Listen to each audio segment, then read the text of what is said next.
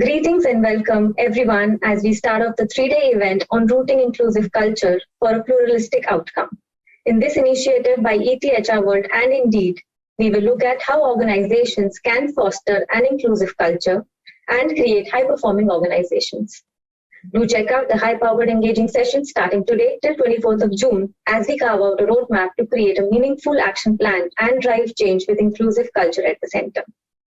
Opening up the inaugural session today on culture of inclusion, promoting workplace diversity in dynamic times, we are delighted to host you all at this conversation.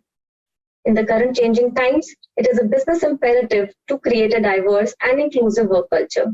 As organizations and leaders gear up to welcome their workforce, cultural threads will have to be realigned to ensure people feel heard and valued.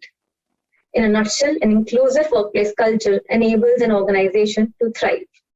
In this stellar conversation today, our guest will talk about how inclusive core values can be embedded in the culture of the workplace, how inclusive recruitment strategies can be fostered, and some of the super successful inclusion and diversity programs that organizations have implemented. So without further ado, let's welcome our speakers for this session. Ashish Bhambri, Head TA ZS Associates, Nathan SV, President and Chief Talent Officer, Deloitte India, Kashish Kapoor, VP HR and HR Head, NEC Corp, Majid Khan, TA Head, Offshore, Next Ops, DR and EUC, Mphasis Limited, and Rohan Sylvester, Recruitment Evangelist, Indeed. Welcome everyone. So we'll straight away jump into the conversation and let's start with the discussion. Then, from a perspective, why is the culture of inclusion so critical in today's time? I'll open up to the panel and Ashish will take this up. I think I would put it across in 2 words, which is scalability and sustainability. Now, and I'll just take a minute to explain how. So when it comes to scalability, of course, inclusion is something which drives the growth of an organization. Of course, you need to be able to differentiate. In order to differentiate, you need to innovate, and in order to innovate, you need new ideas, avenues, and of course, that comes through a diversity, and inclusion is something which will activate diversity for you. So a lot of firms, and I only talk about the last 2 years, I have seen many firms have diversified their talent pool in order to get to that growth. The question is, are you able to sustain? And what I mean by that is, with sustainability, it is the inclusive work environment where employees feel comfortable to share their perspective and believe that their colleagues value their contribution. Now, when we suddenly want to grow and then we forget about the culture of inclusion, which is extremely important to sustain that growth. And that is where there are many stories in the last 2 years where companies have gone above and beyond when it comes to the talent pool, going to differently abled or different kind of educational backgrounds. So everything has been tried by the firms, but there are very few stories when it comes to the sustainability. So I think that is where the culture of inclusion becomes extremely important, because till the time you haven't thought through that how this diverse set of pool, once they enter our organization, once they enter our ecosystem, how are we able to sustain them? You won't be able to sustain, or you won't be able to succeed. Okay, thank you. Why is the culture of inclusion so critical in today's times? Just look at our country. Our country is the most diverse country in the world. I don't know if there's any country which has 1,500 languages. You have so many different. It's one of the most colorful places on Mother Earth. Talents galore. And yet when you come to organizations, we struggle for diversity. But more importantly, even if you have crossed that border, inclusion is the one that unleashes the power of the diversity, fostering an organizational culture. Everybody feels comfortable speaking up and just being themselves. Positive workflows, this intermediates levels. So that's why inclusion is important. So whether you're a person who is at the higher end of the hierarchy, or there's a person who just come in absolutely new, if the person feels included, then it creates a sense of belonging for that person. It is, by the way, it's all very individualistic because it's a matter of feeling. So there are multiple benefits of having an inclusive culture. Everybody embraces they are known for their individuality and their uniqueness. It's great. According to one research study done by Deloitte, the companies with inclusive culture are 8 times more likely to achieve better business outcomes. When employees start to think that their organization is committed to diversity, they feel included. Their ability to innovate increases by almost 83%, team performance goes up by 50%. Executives today are prioritizing the need for having diverse teams, but more importantly, are we bringing them, just not inviting them into the party, but getting them to get to the center stage and dancing as well. With these roles, primary responsibility lies with organizations. While diversity is important, inclusion is the key. I'll give you an instance. If you're on a Zoom call and you have no idea how many participants you have, just imagine if there is one person whose name is not called out, then that could cause anguish. On the flip side, imagine if there's a newcomer who's come onto a Zoom call and amongst the many, they are invited or he or she is invited to ask and share their views. Just imagine the positive effect. That's, I believe, the culture of inclusion is so critical. It unleashes potentialities. So I think it's a great point, that Nathan made. For any organization, I'll just take it ahead from there a little bit. I think for any organization today, inclusion no longer has remained something which we can pick up. It's not optional. We've all diversified and grown into something which we started calling the hybrid workspace, is what we're calling it now. This is going to change. We have stabilized as organizations. The industry has stabilized to a fact and has begun to develop an appetite for some of these work models. And the only way we can today, from a business perspective, build efficiency around talent, business models, etc., is purely going to be on the basis of inclusion. What is critical for us, while we are calling it out as inclusion, it has a huge cultural index to it, where it is going to get grounded on behaviors. It's going to get grounded on cultural values in organizations. So it is no longer going to be a D&I agenda with different layers. It is going to be the core of culture. Where we will be required and expected and maybe even mandated to be empathetic, to be able to build resilience, to be able to empower employees, workforces, external, internal talent pools, etc. So I think it's just taken center stage from a dialogue which I remember 20 years, two decades down the line. It was good to have. You were a progressive organization if you were talking about diversity and inclusion. Today it is core. It is center stage if you want to be successful in the talent space. So that's, I think, where I leave it. Sure, Kashish. Obviously, from progressive to futuristic organizations, there has been a lot of changes which has happened. So, Majid, over to you.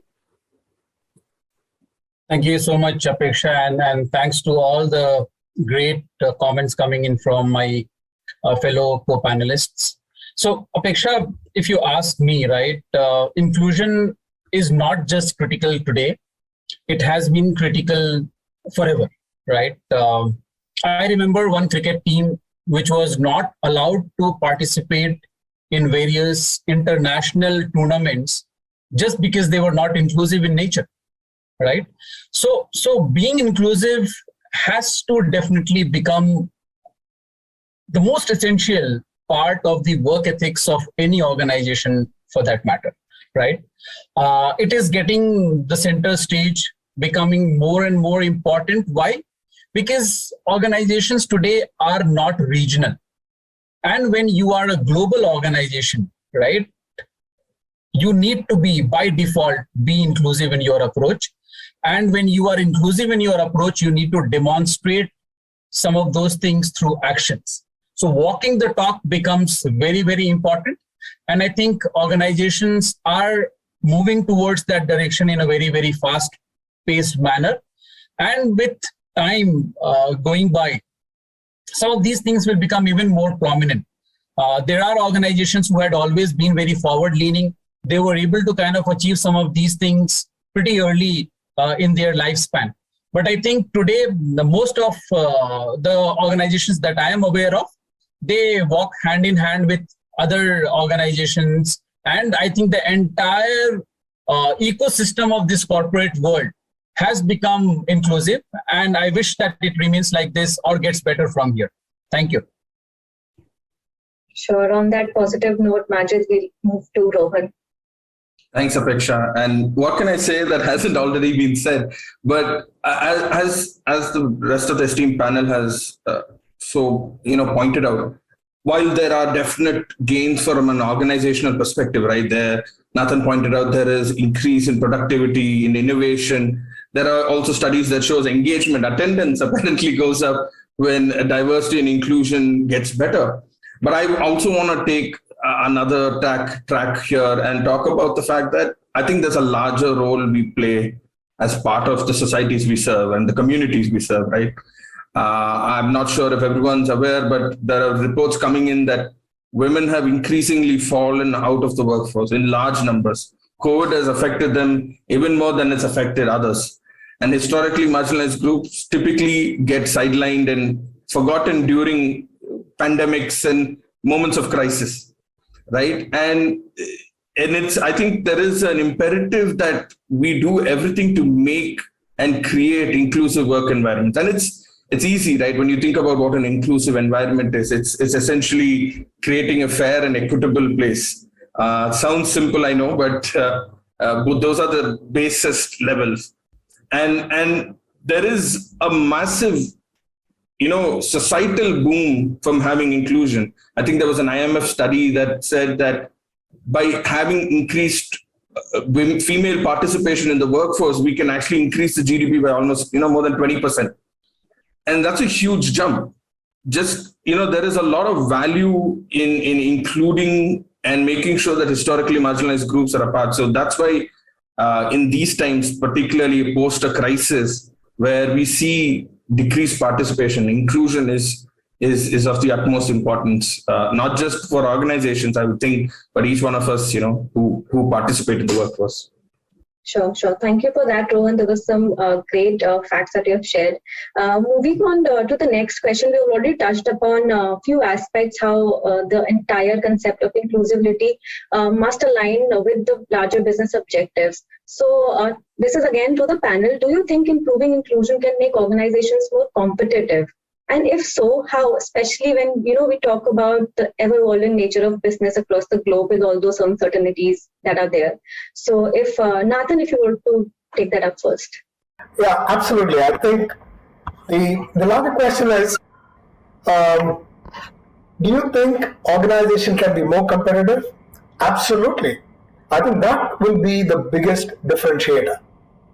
Getting organizations to be more inclusive. Across the globe, there are people not talking about inclusive culture, but beyond mandating it, they are putting it as part of their strategic objective. I'll give you a few examples.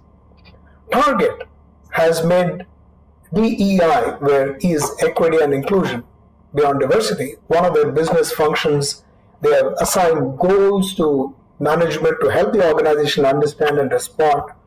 We have Procter & Gamble, P&G, which sees diversity as a strategic objective as it designs products to reflect different and diverse customer requirements. Everything is now changing. And particularly as it hires candidates who are differently able to help product development accordingly. So 200 different studies have been done, and they've all come to just one single line. Greater diversity in business leads to higher levels of innovation, customer service, employee engagement, long-term growth. Leaders must create an environment where individuals from all backgrounds, they flourish, bring their authentic selves to work, contribute to the entire set of skills and capabilities that they possess. Companies that don't will struggle to compete. With that, back to Apeksha. Thank you, Nathan. Kashish, I move to you here. So we agree on a point that it do make organizations competitive. So we'd like Your opinion here, and how does it go about? So absolutely, because organizations today are, so Nathan spoke about it also, we are going, at one end, we are changing our workspace model completely. We've always been talking about globalization. There is a high degree of, there is a high pace that is picking up there. Target markets for most organizations are homogeneous. The workforce, when you have a diverse workforce and you have an inclusive culture towards that, you are kind of triggering and propelling and catalyzing that globalization, because there is more awareness around there is more acceptance of new ideas. There is a larger think tank that is working on your strategic imperatives. So they're thinking beyond. So there is more look outward feel to the organization. So the vision, we'll see a multiplier effect there. The ambition there gets multiplied. The processes that are there that are going to get enabled to meet this journey, to traverse this journey and to meet the objective, will be far, far more robust. And there will never be a stage of not knowing what to do, because you have this whole tribe within the organization which is inclusive, which has so many ideas, which is constantly incubating, innovating, coming up, challenging status quo. So there's just so much going on from an energy within, the energy within the organization, that it will just breed success. For the last 4 quarters at least, all of us in the industry, we have been talking about war for talent, right? Talent becoming more pricey. Organizations have been coming up with multiple ways to attract talent, and not just attract, but also retain talent, right? Today, the talent thinks very differently. The talent looks at the culture of the organization. The talent does not only look at the CTC or the salary that the talent is going to draw. The talent also looks at the cost of peace of mind, right? And most of these things are defined through the culture of any organization. For me, culture is what an organization can tolerate, right? So if an organization has to succeed, right, the organization has to become an inclusive place where the organization is able to embrace diverse ideas, thoughts, different types of people with diverse thoughts and ideas. Those things could be related to their appearance, their whole personality, their way of thinking, and many other things, right?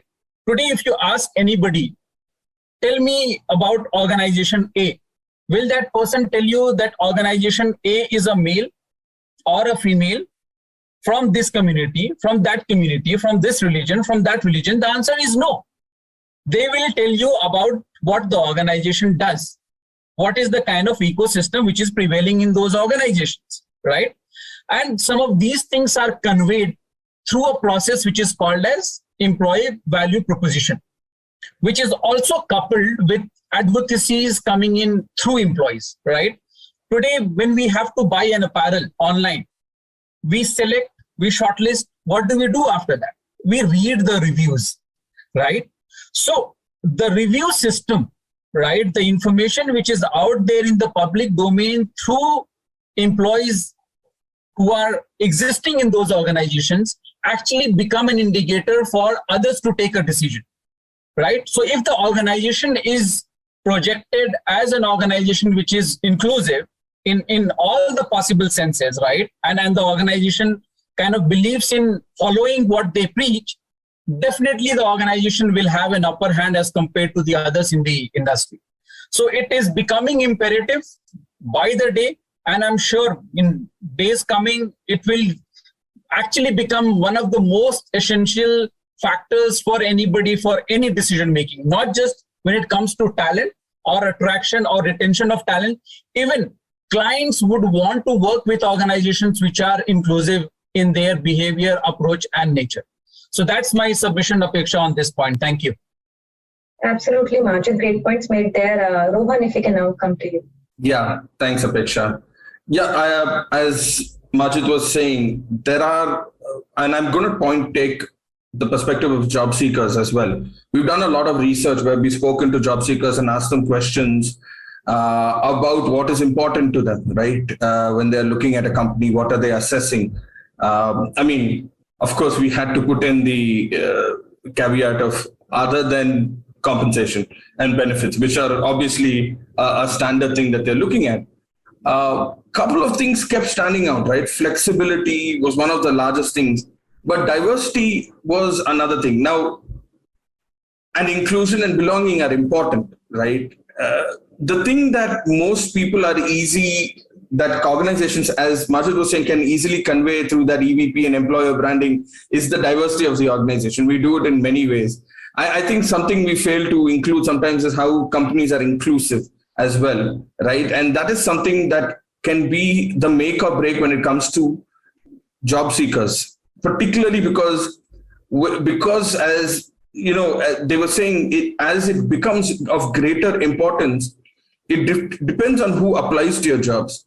And a lot of job seekers, especially the good job seekers, the ones you really want in your organization, are thinking along those lines, right? And because they're thinking along those lines, if you are not able to convey it and bring it across, you can also do it. I mean, you'll find it difficult. Now, how does it make it more competitive? Well, I think Nathan said it in the beginning of the first the question, where he said there are studies to show diverse inclusion increase innovation. And when you think of it from that perspective, innovation is what drives the success of a lot of the organizations that we are a part of. And by just having an inclusive force, which is more innovative and bringing different perspectives in, they definitely would make the organizations a lot more competitive. Sure. Thank you, Rohan. Ashish, your perspective here. Sure. Thanks, Apeksha. And I think just going a little back on my first point of sustainability, and that's where I think the ever-evolving business nature comes into picture. That we need to keep innovating, or we need to keep looking at the different aspects. Like Nathan mentioned, that it was earlier diversity and inclusion, and then even at ZS now we have it as diversity, equity, and inclusion. We started our programs back in 2010 from Women at ZS, and now, like you mentioned, one of the firm's target has a DEI function. Even ZS has an IND council, just to make sure that we are ever evolving, and something that at our firm, across the globe, we believe in the importance of reflecting the diverse, interconnected world in which we live and work, so that our clients, candidates, ZSers, they see themselves represented and valued at our firm. So we want to create that sense of belonging by ensuring that ZSers feel heard and respected. And I think ever since we started off with these groups help drive positive change across ZS by fostering inclusive relationship and advising leadership and ZSers of the needs, priorities, and best approaches to support the ZSers that they represent. And that's where the IND Council comes into picture. So from 2010 to 2020, whatever changes we have seen, is the entire credit goes to that community which built within the firm to make sure that we are evolving. And from that IND to DEI, the journey is something which we were able to live across. Sure. Thank you, Ashish. So we already touched upon the macro parts of it, and citing examples from what all of you are doing at your organizations and stuff. So we'll go to a little specifics in here. And Kashish, I can start with you and understand how inclusive core values and a sense of belonging can be embedded in the DNA of the workplace. Sure, Apeksha. So, see, the core values, the culture of inclusivity, these need to be something which they need to be prevalent and visible in all aspects of an employee life cycle. And when I say employee life cycle, I will not even restrict it to what the employee experiences personally, but even how the employee shows up in front of stakeholders, customers, in when they're interviewing to hire talent internally. So it has to be, it is what we want, both from a cultural standpoint as well as from what an employee, for example, NEC would look like, for that matter. The way today we are dealing with a workforce which is spread across. It is no longer a globally, my global presence determines where my workforce is located. Today, the workforce is anywhere and everywhere, and it is a floating workforce. So it continues to change. Today, we are in a stage where there is great resignation and there's a great reshuffle. And so, we're dealing with all that also. Today, we are also seeing a data point which says that employees are wanting to come back to work, return back to the organizations where which they left in the last 18 months, 1 year. Now, these are trigger points to think, why do they want to come back? We've always said, compensation has been our biggest reason for employees to attract across industries, across geographies, everywhere. They wanting to come back because they don't feel included. They don't know what the culture is. They don't know people. They've not seen offices. And this is still new. We are still at a very nascent stage. This experience or this engagement will be a bigger need, will get propounded much more in the future, because that's what workspaces, at least in my view, is going to look like 5 years from now. So it has to get embedded into the way we are hiring. Many a times, where I do remember a decade back, a very good thing, positive thing to do in the area of diversity hiring was to say that, we will blank out the names in this, the names and the personal details of, in today's context, I don't feel that's a very positive thing to do. Because the appetite to engage with somebody who's not physically in front of you has to be built as a cultural element in the DNA of the organization, and a stopgap exercise of blanking out personal details is just a way of pushing that problem under the carpet till it resurfaces in some shape and form, because you will never build that level of rapport or relationship as you would have built with the person physically present in person, working alongside you as a colleague, as a team member, as a reportee, as a manager, whatever. Kashish put that very beautifully. I think it's important to just not look at culture as an isolated frame standing on its own and nothing to be done. It's got to be an evolving one where each day we look upon it as taking baby steps. I really love that, because culture can never be static. And really, why is it so very important? Today, we're talking about this because organizations want to go beyond positioning inclusion, something that was referred to earlier as being part of we are an inclusive organization. When you get onto campus as part of their value proposition. No. Organizations need to be looking at inclusion as a business objective and make it part of their organization culture. Okay. How do you look at this as being part of a larger picture? For all of anything that you do about cultural inclusion, what is the tone at the top? Is it something that is just platitudes on paper or mails? And as one of our reports very clearly say, our research findings, we've got to know that senior leadership has a large impact on fostering inclusive culture. And there are several ways to do it. These are not things that are just plans on paper. Now, you will be evaluated. You will be checked to see what steps have you specifically taken. For example, if you're saying inclusion is so important to you, do we, as senior leaders in an organization, do we walk the talk? And if we need to walk the talk, just look at the following strategies: mentoring, sponsoring. Now, mentoring is passive, sponsoring is active, which means will you be taking a look at who are those people that you will front and say, hey, I think you need to look at this person. They come in with a different set of skills. And let's not have more of the same. embed inclusion strategies in our talent process in recruitment, succession planning, more importantly, assignment of projects. How do you build teams? Invest, for example, in mental health and well-being amongst other things. Diversity is a fact. Inclusion is a choice. So let me repeat that. Diversity is a fact. Inclusion is a choice. And we have to make the right choice. So inclusive core values, for example, our core values are about collaboration, about innovation. But on top of all of that, we have inclusion and care. So these are very important for us. And then how do we do this? Recognize people at the workplace, call it out, beyond your words and recognition, and a pat on the back. Will you show them up as people who are champions?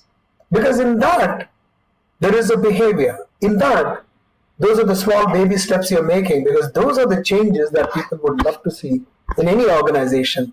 Making small investments, but these are the ones that will lead to big cultural changes.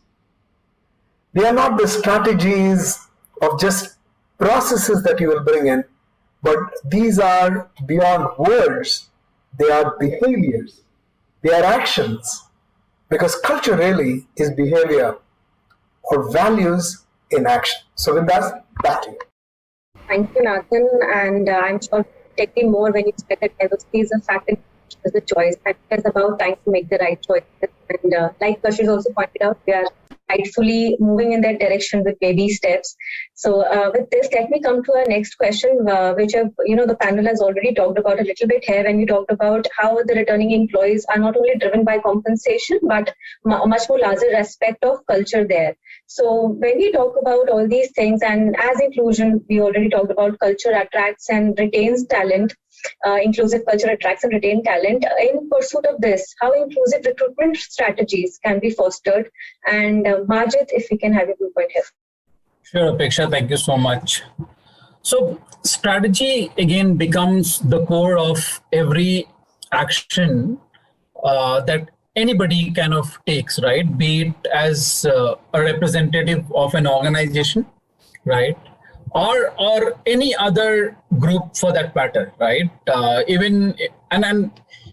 In our society, right? Something which is very prominent is that we have some kind of affection towards sports, games, as well as movies, right? So some of these things actually tell us that for everything there is a plan, and it revolves around certain things which are going to become a part of do's and don'ts, right? So strategies really, really mean a lot. I will also kind of relate this question to something that I said in the beginning, right? You cannot really do anything without purpose. Purpose could not just be to kind of attract the limelight. Purpose could also be associated with benefits. And I would want to stick to the point that if you are doing certain things which are appropriate in the field of diversity, equity, and inclusion, definitely it will have an outcome. The outcome is going to be positive in terms of you being a player who's going to attract talent in a much better manner or retain the talent, right? And that is what this question is all about, okay? Now coming to strategies, right? So strategies start right from the point where you build your policies around recruitment, okay? Where you build your framework around recruitment, right? It is a skeleton, okay? The skeleton will have to have flesh to become the entire human body, right? So flesh would be in the form of these strategies that you will bring in. If at all you are, let us take an example, right? If you want the organization to be inclusive, can the organization carry a hostile work environment? The answer is no. So the first strategy is to have allyship in the organization, right? You need to have people who are promoters, okay? Second, the way we say one size does not fit all, right? So each human being is unique in terms of identity, right? And uniqueness, right? So from that particular perspective, the organizations will have to have custom-based approach for each and every person working in the organization, right? Not just that, but also come up with hyper-personalized arrangements where you have somebody to talk to, right? So if at all an employee today with different needs wants to convey some messages to somebody, definitely there has to be a person who's going to be sensitive towards dealing with that particular employee with different needs, right? So some of these things become very, very important, and definitely the outcome is known to us, right? Now coming to another aspect in terms of how you will do it, definitely communication becomes very, very important, right? And I will focus on 3 E's, right? So one is engagement, and engagement again can happen through communication, right? So, and that has to become a continuous process, right? Apart from engagement, you will have to ensure that people are encouraged to embrace diversity, accept things the way things are being kind of brought to their disposal. Then after that, it is also about ensuring that the experience is taken care of, right? So when you are dealing with somebody who is an outsider will tomorrow become an insider after the person gets an entry to your organization. God forbid, if the interview process does not really go in the favor of the candidate that you are dealing with, right? You need to also ensure that you are leaving an impression with the candidate through a good experience, which will have a recall value, maybe for tomorrow. You never know. The world is a very small place. At the same time, when you are dealing with somebody who's internal, right, and you have an internal facing conversation or any transactional, then again, experience becomes very important, because that will decide whether that person would want to stay or not, right? It is again about choice, right? So you need to ensure that you are leaving the choice with individuals based on some of these arrangements that you will make, which will become a part of your core strategy. Thank you. 4 points made there, Majid. Ashish, I'd like to move to you. Sure, thanks, Apeksha. I think some really great points that Majid had put across. I'll take a little different approach. So most of the times, gender and race are mentioned as defining diversity, and right now we're talking about attracting the talent or the recruitment strategy. There are also, generational neurodiversity, ability, veteran status, education, and other factors to consider. Now, of course, if I talk about my firm at DS, we are already taking crucial steps towards education and veteran status. But of course, it's a long journey. It will take a lot of time to really bring that change, people to accept, leaders to really, support these kind of changes. Another point that I would like to make is around, how we project ourselves or our roles in the market. Question to ourselves is my role description reflecting inclusivity? Am I being too specific in terms of the requirement? Am I open towards a broader set of talent pool? Now these are the questions I feel not only recruiter, but the business should ask themselves. Which is why it is easier said than done. So that's what I think from an attraction perspective. Talking about retaining, one very unique program that we have at ZS, something. Of course, I've worked with various firms in the past, and not even firms, I would say industries, including Big Four. Something that I have not seen is a PD coaching or a professional development coaching framework, wherein every at least the starting level individuals, people who are starting their career right from 0 to, let's say, 5 years of experience, they have a dedicated coach for their professional development. And this is not someone who is from business, their manager or their team leader, no one. They could be mentors. I mean, like Nathan mentioned about, having mentors in the organization. In ZS, we have coaches, and these are certified coaches across the market that we have got in the system, of people having around 15, 20 years of experience. And they actually, their core job is to just coach these folks, understand, what are they going through, what is it that they want to do in future. And that is where, and clubbed with that, we have an internal recruitment strategy, which is we call it as Evolve program.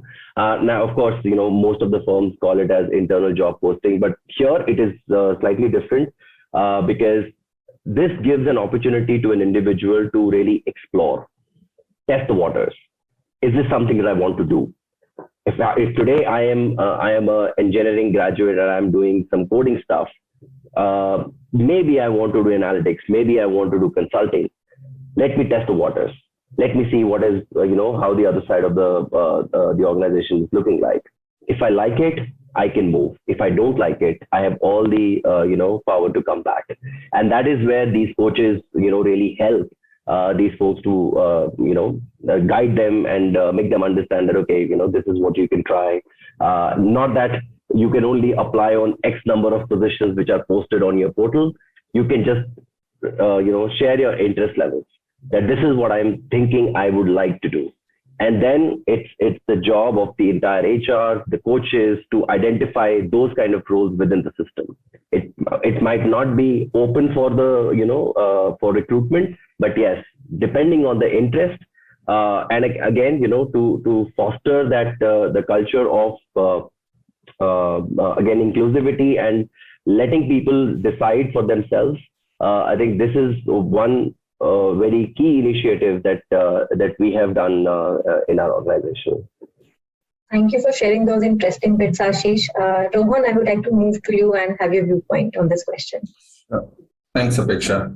So there are a couple of things, and I'm going to take it from a bit of a tactical standpoint that we could be doing to make inclusive recruitment, right? Firstly, like Ashish said, we should be looking at those job descriptions, not just from the skill sets requirements, but also from a gender based verbs. So there are certain verbs that are more appealing to a different gender, and as a consequence might detract other people from applying for it. So it's a huge thing. And there's a very interesting statistic. It found that men were more likely to apply to the job when they only met like 60% of the requirements, but women needed a much higher threshold to apply. So Ashish is right. We need to push back against business and say, when you give us a job description that literally asks for the world, right, we are going to affect the way we hire. Of course, apart from that, there are many things we can be doing, inclusive interview panels where people from diverse backgrounds are part of the panel. When I say interview panels, it's not about having people from similar backgrounds sitting there, right? It's all about building an organization that, has different cultures and points of view. Of course, reducing unconscious bias is a huge thing. Now, unconscious bias is, by its very nature, hard to think because it's unconscious. I think the best we can do there is try and, expose it to the light. And, knowledge is power in these situations. By just telling people that these kind of biases exist, please relook how you approach many of your decisions. It'll change things.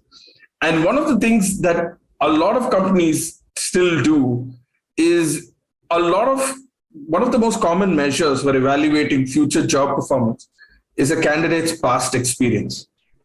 And in many cases, sometimes it's also educational requirements. And we fall back on that as an easy way to filter candidates out or candidates in. And in many cases, those educational requirements have nothing to do with the role, have nothing to do with their ability to perform that role.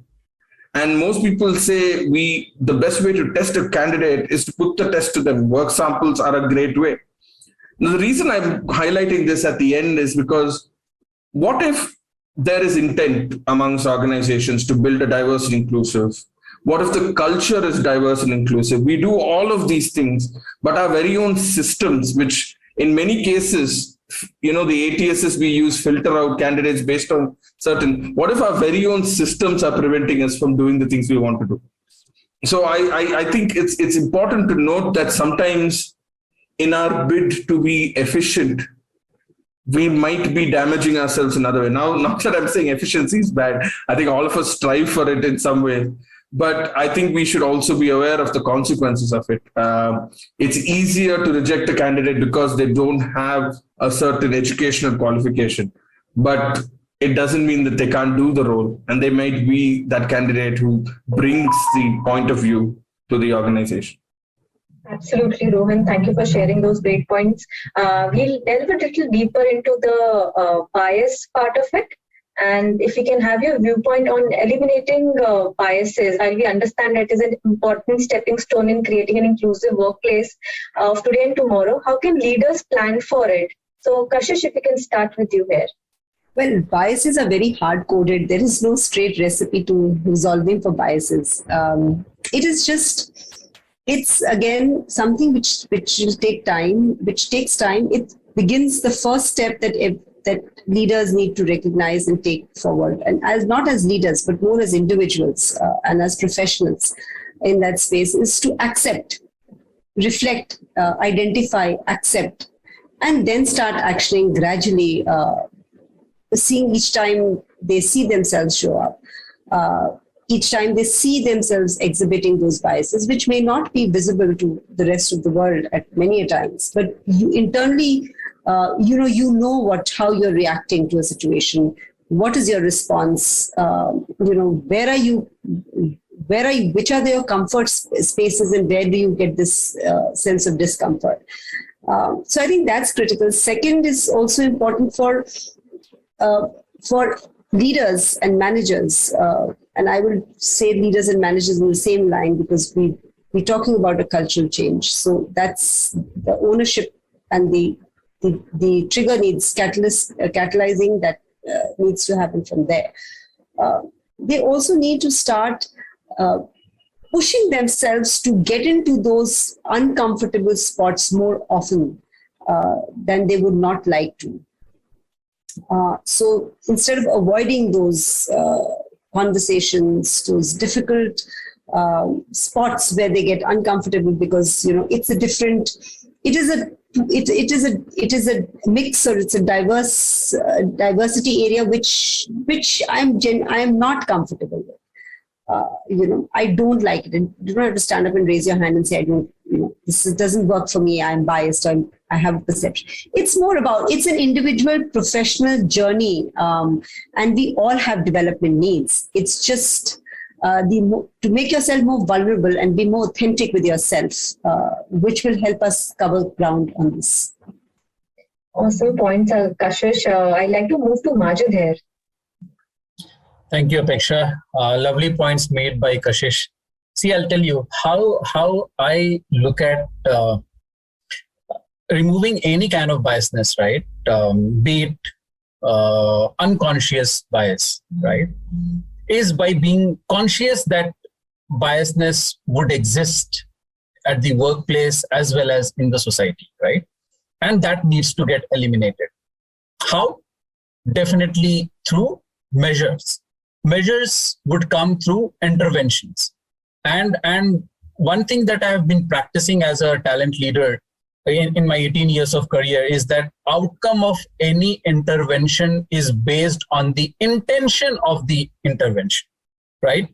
So as leaders, if at all we want to take measures, we need to ensure that these measures are conscious towards reducing or eliminating biasness. And that is when you will actually be able to foster it, right?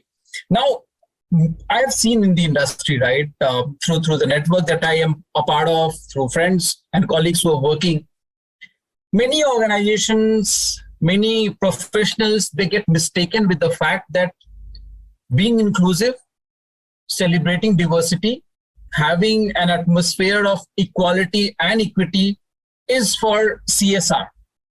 Actually, the answer is no in bold letters, right? Because CSR in many ways, if I look at, some of those things through my pair of lenses, right? I would find those as external facing, right? While inclusivity is internal facing, right? You need to look at your internal environment, okay? And ensure that your environment is inclusive in nature, right? And again, that can be achieved when you are conscious about it. How? That you cannot really be selectively inclusive. If you are inclusive, you need to be holistically be inclusive, right?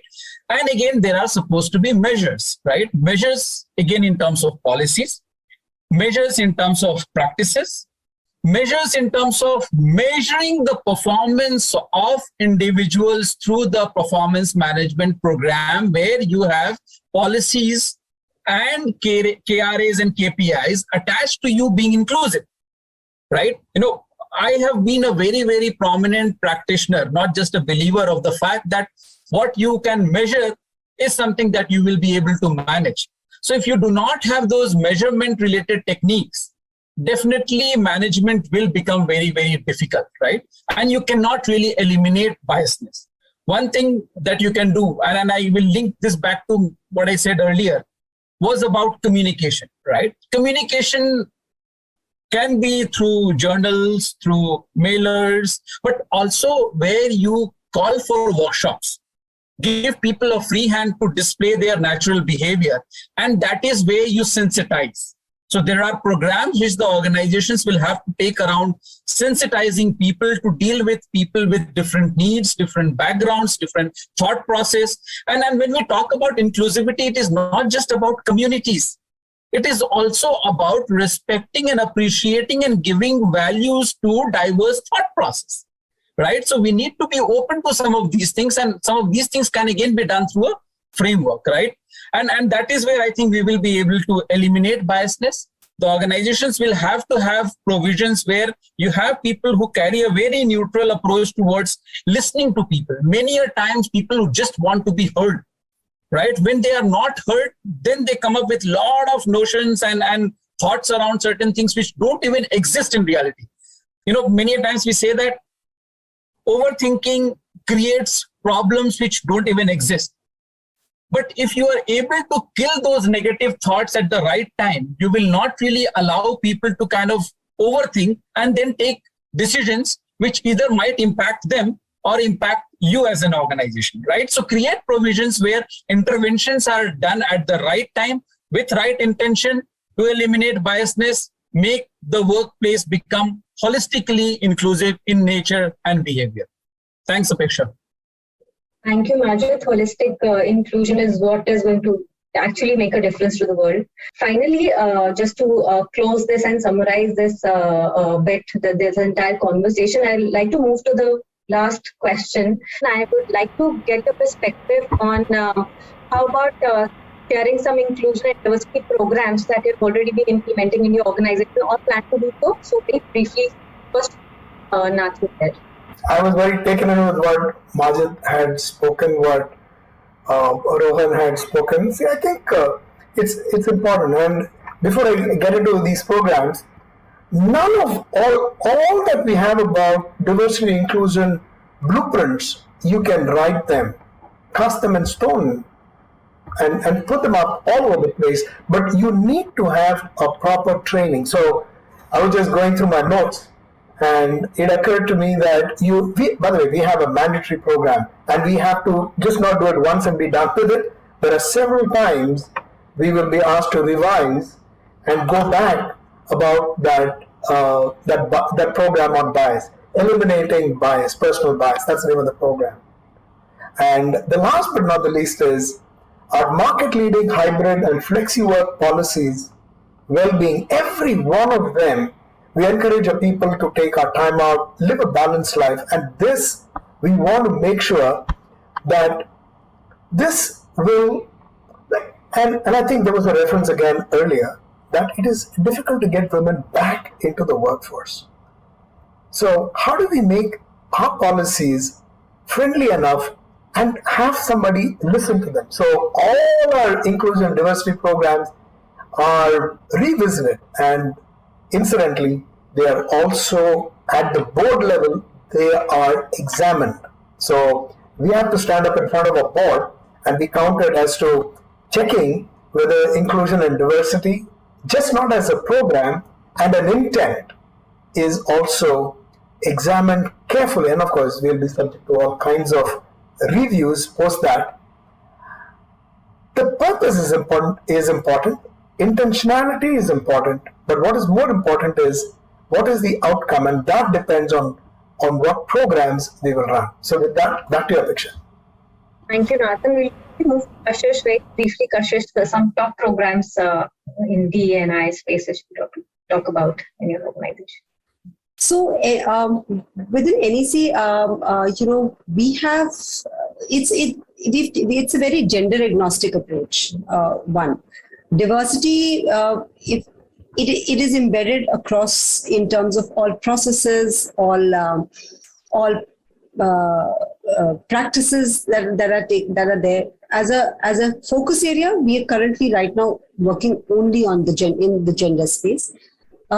Speaking in that space, there is, proud to say, but we have no pay parity, inequality. So we are absolutely, pay parity exists across all bands within the organization from a diversity focused standpoint on gender. There is culturally, it is embedded diversity and inclusion over and above the gender focus. It is embedded in in our leadership academy programs. Within the curriculum. So there is no standalone training which will talk about inclusion or diversity or anything. It is embedded in the tonality of all programs, leadership, mid-management, core capability, all of them. Any dialogue that happens, it will be reflective, and that is an ask. It will be reflective of the diversity agenda and the inclusivity and the culture of inclusivity. There is a high degree of sponsorship from the president and CEO on the diversity and inclusion, on the diversity and inclusion space. If you go through all of our internal communications and the way we communicate externally, this flavor is very visible across.